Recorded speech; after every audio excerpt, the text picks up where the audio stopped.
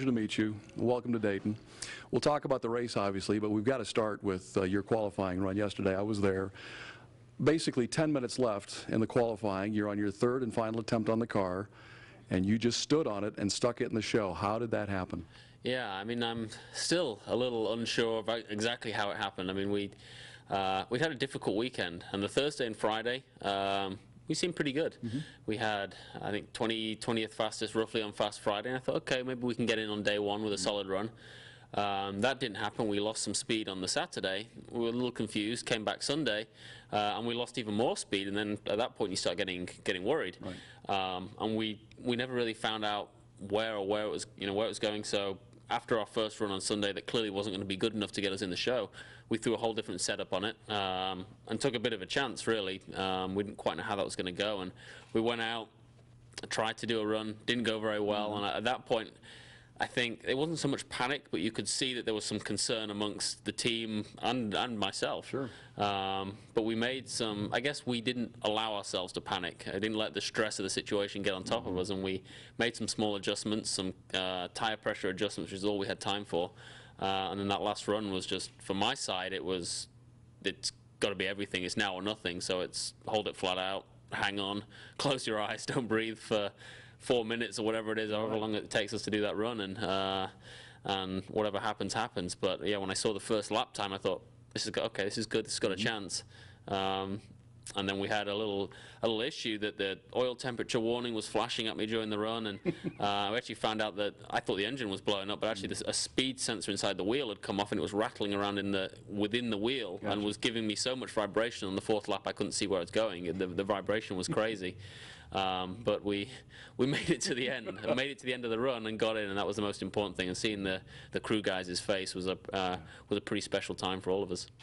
You're in the show, the 100th Indy 500. Only 33 drivers will run this race.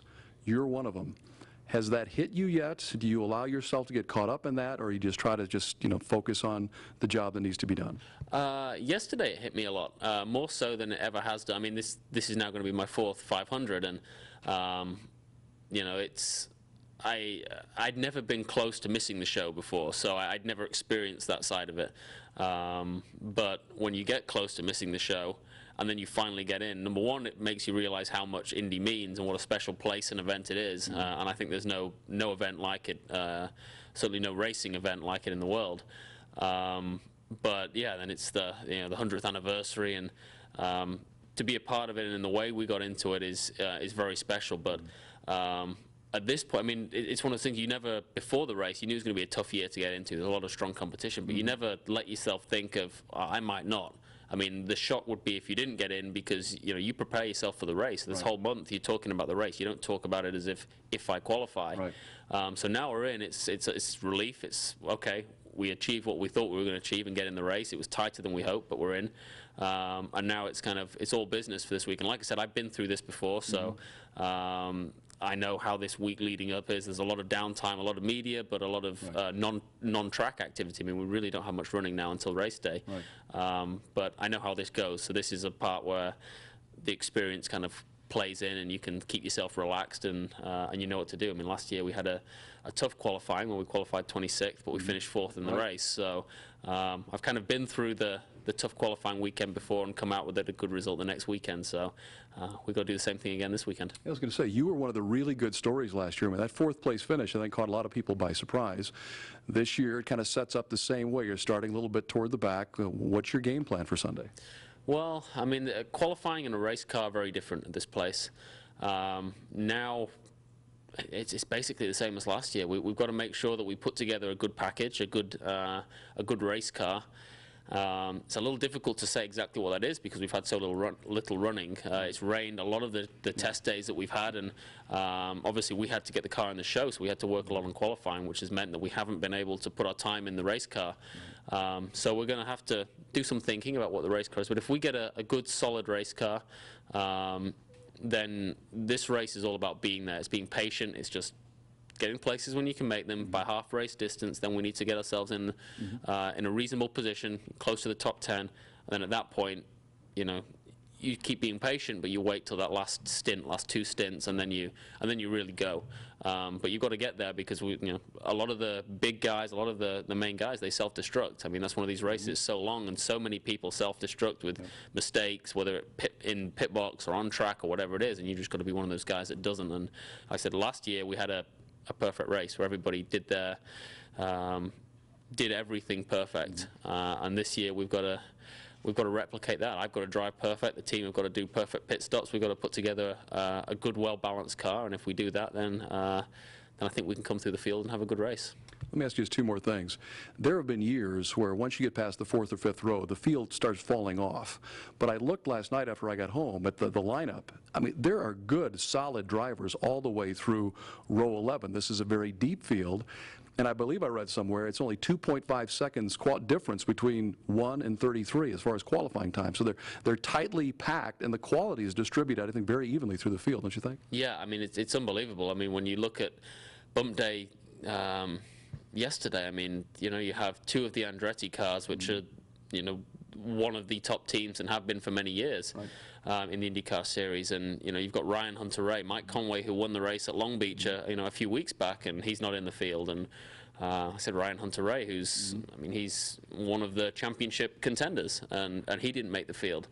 So it's pretty incredible. Marco Andretti, again, one of the big names that had to bump himself in the last couple of seconds. It's thanks to you.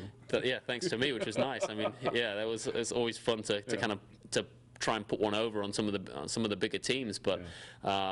It's a crazy race this year, and it just shows that the IndyCar series is really on the rise.